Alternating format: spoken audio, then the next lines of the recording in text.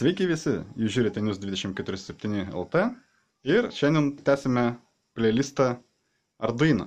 Taigi, naujas sintinukas, mažas, tai turėtų būti priedas Arduino. Irgi iš AliExpresso keliavo irgi nemažai. Principe, tas pats, kas ir blokelis maitinimo. Ja, buvo užsakytas kartu ir beveik apie 1,5 mėnesio turbūt buvo keliavo. Atidarom, žiūrim, kas viduj, ar tai, kas užsakyta ir ar siela.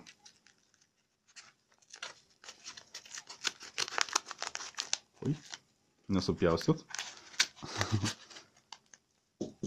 Iš karto mus sutiko liežuvėlis kitą maišelę. Nenori trauktis. O, viduj daugiau nieko. Įpakuota neblogai panašu. Paminkštinimas, ne iš tos pusės, kur elementai, kurie gali nulinkti, bet nieko baisaus. Šitą vis tiek tektų atsidaryti. Maišelį tai irgi pjaunam.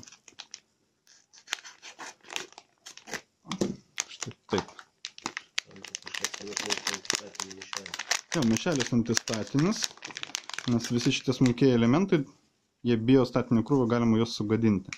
Štai čia dėl to, kad čia yra taip vadinami pinai, kontaktėliai. Dėl to, aš jau taip pastojau dabar biškai, dėl to jie yra sugrūsti į... Va čia tai ilgis.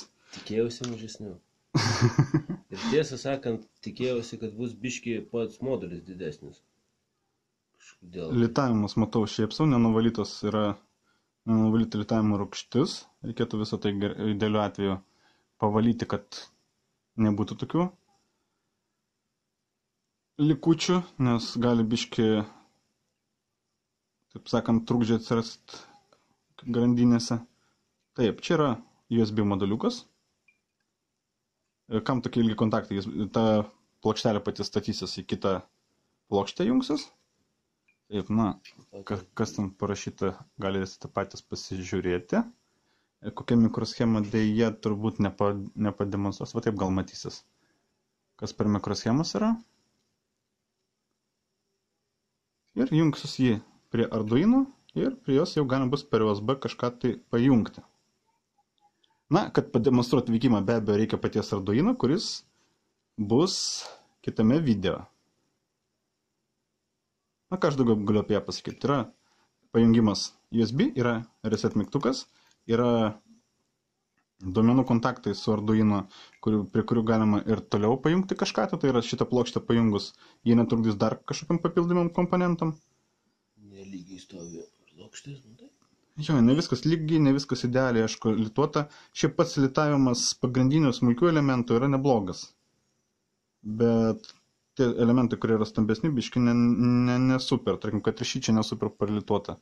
Kiek matysis, irgi nežinau, nes fokusavimas nelabai nori imti.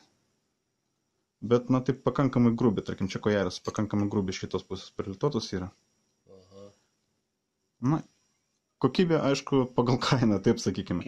Kas draugauja su lituokliu, tam bus ne problema, galima patvarkyti pačiam. Taigi, apie tai pakol kas tiek. Matysite šitą daiktą testavimą jau pačiuose projektuose Arduino. Kainos ir nuoroda jį bus apačioje. Ir patiko, jeigu spaudžiam like, dalinamas su draugais. Nepamirškime pasižiūrėti, kas yra naujo Instagrame ir prenumeruokite kanalą, kad matyti sekančius video nepraleisti. Iki!